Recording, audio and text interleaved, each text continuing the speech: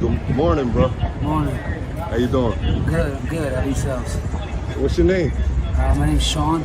Nice to meet you, Shawn. Nice to meet you all. How old are you, Shawn? I'm 37. Okay. So what brings you out here to Kensington Ave, Shawn?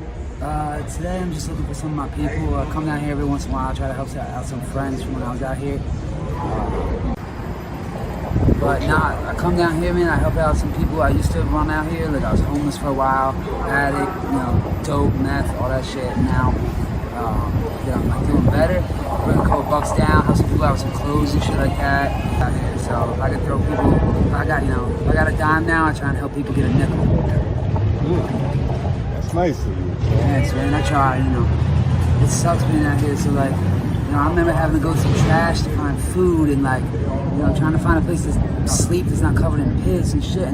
So if I can help somebody get into a shelter or, just help somebody eat for the day. I got a couple people that I'm still friends with down here, so I try and help them out where I can.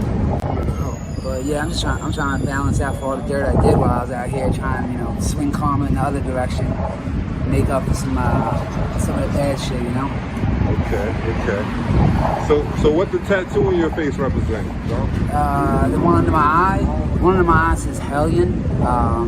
It's sort of my last name, but it's also from when I was like, running out here causing mischief and shit like that. I also got Sinner above my eye. That one kind of speaks for itself. I got some atonement to do. So, every time I look in the mirror, I can remember that shit while I was out here. Okay. I see you got some on your head. So that one, the one across my forehead, it says "May fair wind blow."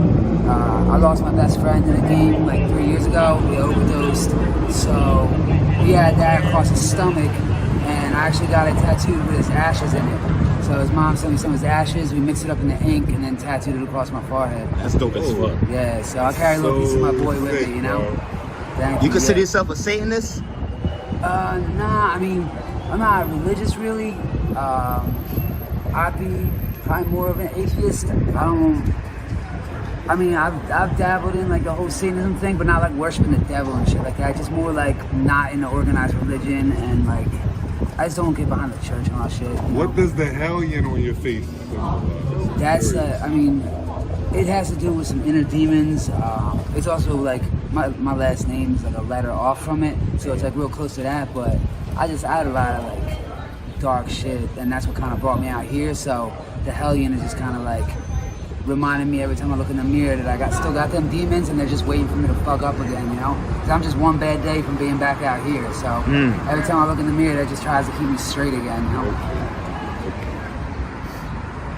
Were you using when you got that tattoo? When I got the Hellion, nah, I was clean when I got that one. I was using when I got the Sinner. I was using when I got the memorial piece from my book. I was using for pretty much every tattoo I got except for the Hellion and maybe like one or two others. It started off with just perks and shit like that, and by the time I was done, man, I was banging so much dope when I was getting tattooed. I don't even remember half of them.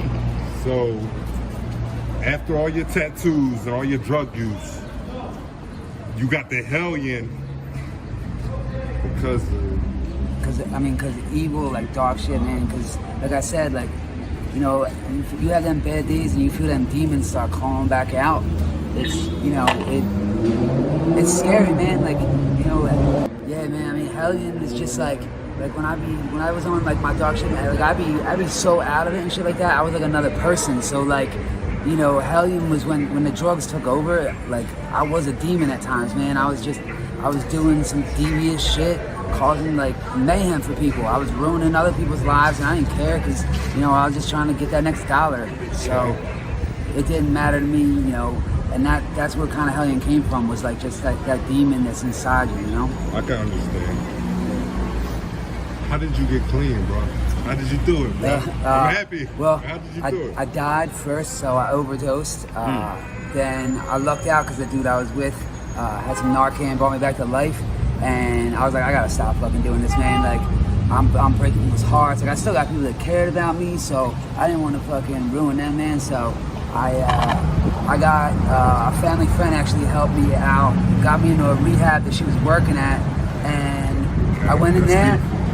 It was beautiful, but I made it about 3 days before I dipped on that, went back out, started using it again because I wasn't ready. So went out, overdosed again. Then that time I was like, all right, that's too soon. So I went back, got into another rehab. This time I stuck it out. I had a couple people in my corner at that one, and since then, like, you know, it was tough. Like, it sucked. I'm not gonna lie. Like, there was plenty of times where I wanted to go right back to the needle, but I just stuck and stayed. And then since then, man, I was able to get like jobs here and there, like minimum wage bullshit, you know, manual labor, whatever it took to make a couple dollars. Then I started like working back up. Once I kind of got everything back together, man, then I was like, I was so far removed from it at that point. It was like, why the fuck do I want to throw it all away and get rid of everything I just built over the last couple of years just to come back out here and just fuck it all up again? Like, I'm not trying to sleep on streets and fucking wake up. Like, I'm getting too old for that shit, man. I got gray hairs now. Like, hey, yo, bro. Can't be dying and shit again. I like your work ethic, man. That's one thing. I always had a strong work ethic. Even when I was fucking, you know, doing dirty, I was still like a hustler when I was doing dirt. So, you know, I was able to like put $1 together, then I put 5, 10, then I got 100, then I got a place, then I put some more money together, found a job that I really liked, and then since then I've just been putting it together. Now that I'm in like a better spot, that's why now I come out here every once in a while. If I got a couple $, come down, just throw some people some money for food, get people into a shelter, bring down like toiletries and shit. Like all that shit you don't think of, man. Like people, like, you know, you survived soap, this, all bro. that shit. Yeah, I mean, survived Kensington. And I lucked out, man, because not a lot of people do. Like, it's rough out here, man. It takes a lot of bodies out here, man. Right. I got a question though. Yeah. Why are you still here? I'm comfortable here, man. Like, it's just, I still love the chaos. Like, part of me will always be drawn to it. Like, even though I'm not using, I'm still addicted to the ritual. Like, I like coming down here. I'm not copping anymore, but I still like walking the streets, seeing what's going on, like keeping my ear to the ground, catching up with some homies that are down here, making sure they're all right. And I mean, and I won't lie, man, part of coming down here is a test. Cause I know that like if I walk by the wrong person or if I just have a weak day, I might cop again. Like, I'm trying to make sure that I can still stay strong enough to like stay away from that shit, because like, if I come down here and I fuck up, then like, what did I do all that shit for anyway? So like, are you here every day? Like every other, I still try and make it down here just to make sure, like, I check in with a couple people, make sure they're all right. Like, I still got a couple friends, like close friends that are down here that are on the street, so I make sure they're good, like take care of them and shit. But you know, I try and come down here like every other day, every day if I can. Okay, so you're a survivor. Yeah, try to be at least. I'm gonna keep it a bean with you, bro. I don't want you around all this shit. Is it possible you can go back to being around, you know, a place where there's no drugs? I mean, I can try it, man. It's just, it's hard. It's hard to walk away from all this, man. Like I said, it's not even so much for me anymore. Like, I worry too much about other people. Like, even at my worst, I still try and take care of the others.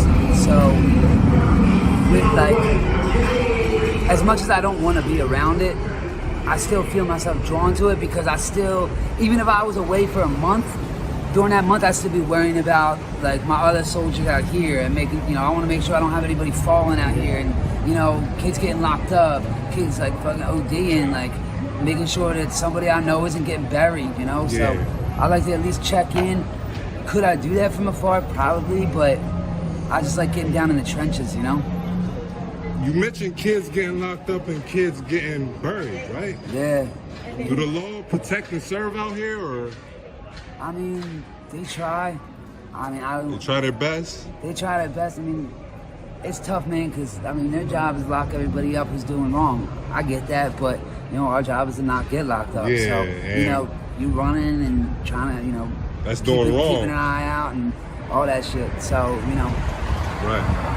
They do that. I mean, I guess they do their best, but I buried too many people, man, and it's hard. It's hard. It's sad, bro. It really is, man.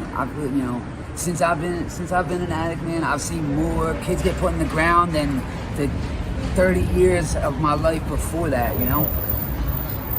Okay, Shawn. Been a wonderful interview, eh? Hey, man, it's been my pleasure, guys. Y'all are great. I'd like to thank you for your time, my boy. Thank you, guys.